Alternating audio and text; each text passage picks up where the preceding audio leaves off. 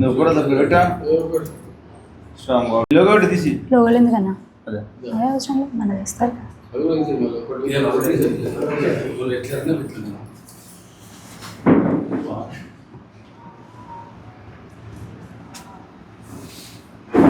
జగిత్యాల నియోజకవర్గ ప్రజలకి అదేవిధంగా ఈ మీడియా సమావేశంలో నాతో పాటు పాల్గొంటున్నటువంటి జగిత్యాల పట్టణ అదేవిధంగా జగిత్యాల నియోజకవర్గానికి సంబంధించినటువంటి మండల అధ్యక్షులు, పట్టణ అధ్యక్షులు, మా కార్యవర్గ సభ్యులందరికీ కూడా, మా కుటుంబ సభ్యులందరికీ పేరు పేరున హృదయపూర్వక నమస్సుమాంజలి.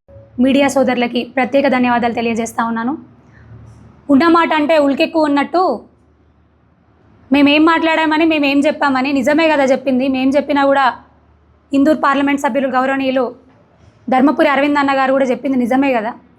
పిల్లల కోసం, పిల్లల భవిష్యత్తు కోసం కొట్లాడుతూ ఉన్నాం, ధర్మదీక్ష చేస్తూ ఉన్నామని చెప్తే అదేదో నన్నే అన్నారు గుమ్మడికాయల దొంగ ఎవరంటే భుజాలు తడుముకున్నట్టు నా మీద బదనాం చేస్తున్నారని మీ మీద వేసుకుంటారేంటండి? నాకు అర్థం కాదు.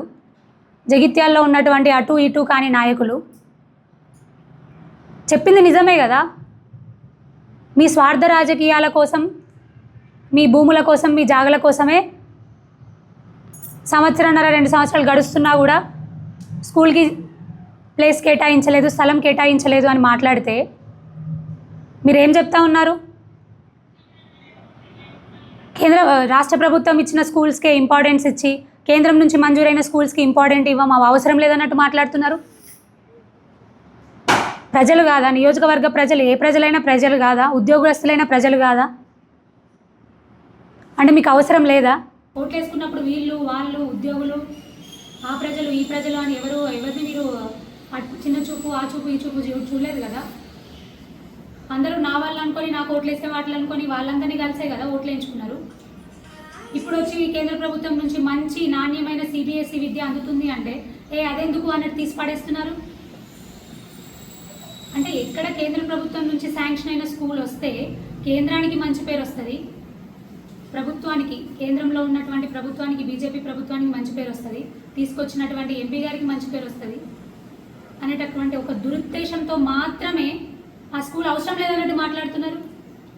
నిన్న చూసిన ప్రెస్ మీట్ మేము చూస్తే, వారు పెట్టిన ప్రెస్ మీట్ చూస్తే అసలు ఆ స్కూల్ ఎందుకు వచ్చిందా అని బాధపడుతున్నట్టున్నారు.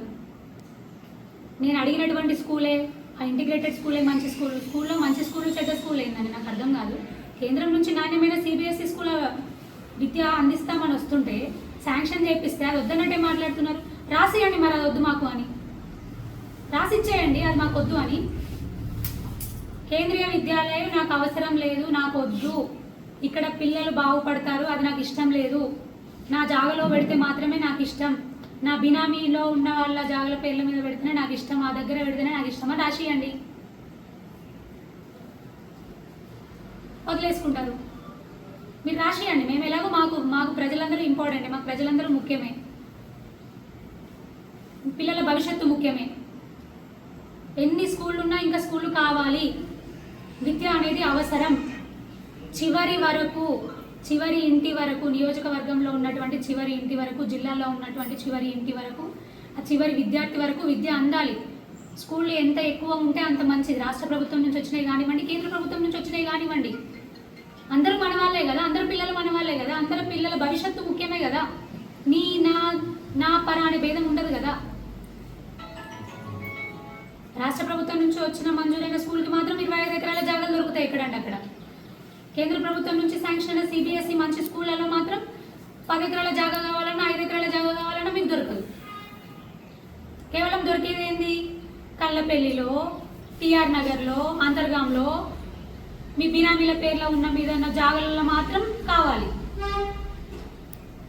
మీ బినామీల జాగాలు ఉన్నాయనే కదా మీరు కావాలంటున్నారు. మీరే మాట్లాడినారు కదా, నేనేం చెప్తలేను. కౌన్సిలర్లు ఉన్నారు ఇక్కడ. మున్సిపాలిటీలలో వచ్చే నిధులు ఎక్కడివి? కేంద్ర ప్రభుత్వం నుంచి వచ్చినవే కదా. కేంద్ర ప్రభుత్వం నుంచి వచ్చే నిధులే కదా. ప్రతి ఒక్క రూపాయి రాష్ట్ర గవర్నమెంట్ నుంచి ఒక్క రూపాయి కూడా రావట్లేదు ఇప్పటివరకు. అంతెందుకు, ఇవాళ సాయంత్రమేనా అన్న మోత చెరువు కట్ట దగ్గర కొబ్బరికాయ కొడుతున్నావు నువ్వు? వెళ్ళి కొబ్బరికాయ కొడుతున్నారు కదా మోత చెరువు కట్ట దగ్గర అభివృద్ధి కోసం. ఇవాళ 4 గంటలకు ప్రోగ్రామ్ ఉంది, మీరే వెళ్ళి చెరువు కట్ట దగ్గర కొబ్బరికాయ కొడుతున్నారు. శిలాఫలకం కూడా మీరే పెద్దగా పెట్టుకున్నారు కదా, ఫాంట్ సైజులు పెట్టుకొని.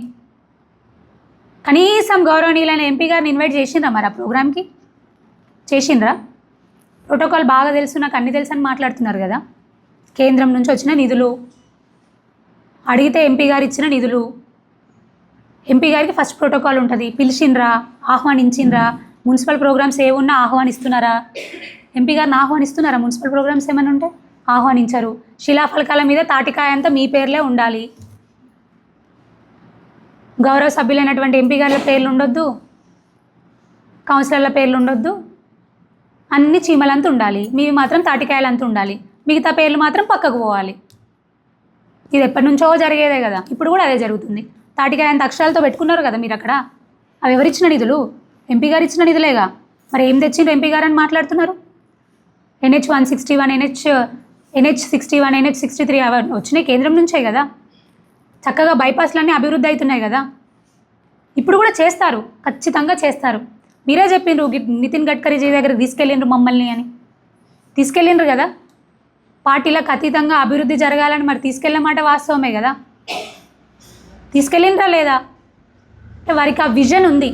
విజనరీ లీడర్ ధర్మపురి అరవింద్ అన్న గారు కాబట్టి పార్టీలకు అతీతంగా మిమ్మల్ని తీసుకెళ్ళి రిప్రజెంటేషన్లు ఇచ్చి చేసిండ్రు.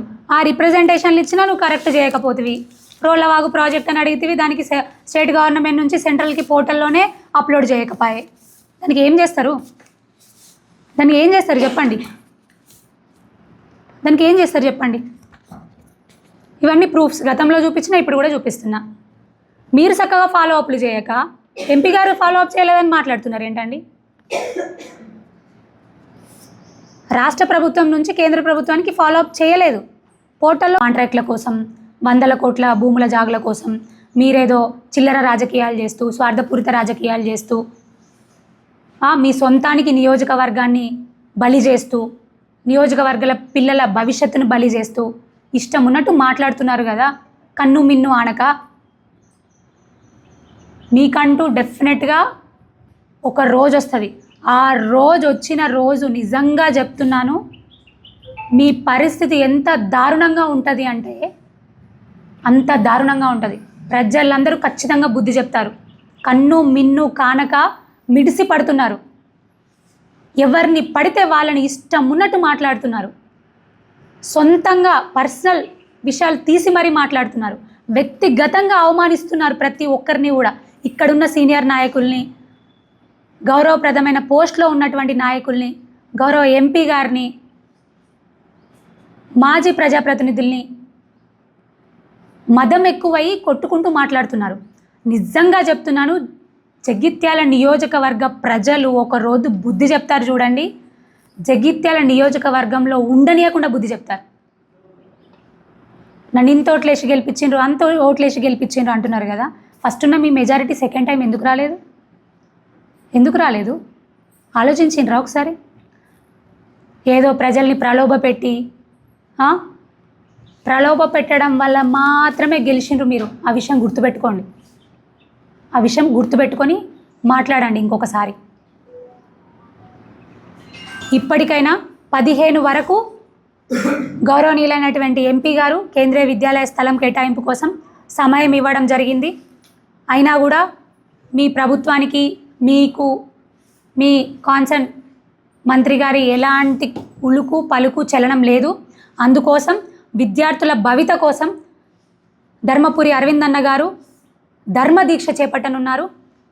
18వ తారీఖు సోమవారం రోజున 9 గంటల నుంచి 5 గంటల వరకు తహసీల్ చౌరస్తా, RDO చౌరస్తా, Jagtial district head quarter, Jagtial పట్టణం స్థలం.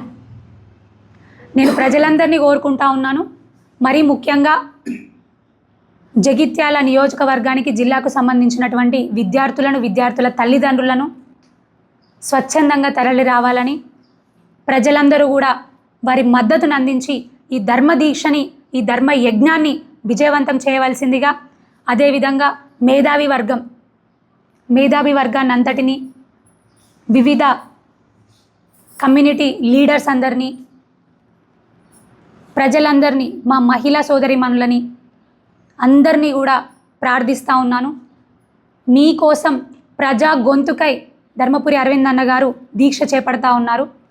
వారికి శక్తినిచ్చేది, వారికి ఉత్సాహాన్ని ఇచ్చేది మీ గొంతుక మాత్రమే.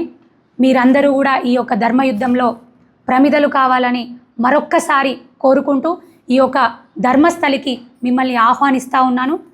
18 సోమవారం తహసీల్ చౌరస్తా 9 గంటలకు అందరూ కూడా వచ్చి ఈ ధర్మయుద్ధంలో, ఈ ధర్మ యజ్ఞంలో, ధర్మ యుద్ధంలో భాగస్వామ్యం అవ్వాలని మరొక్కసారి ప్రార్థిస్తూ ధన్యవాదాలు తెలియజేస్తూ ఉన్నాను. ఎవరు ఎన్ని ముసలి కన్నీరు కార్చినా, ఎవరు ఎన్ని కుట్రలు కుతంతాలు పన్నినా ఈ ధర్మయజ్ఞం మాత్రం ఆగదు అని మరొక్కసారి తెలియజేస్తూ ఉన్నాను. భారత్ మాతాకి జై.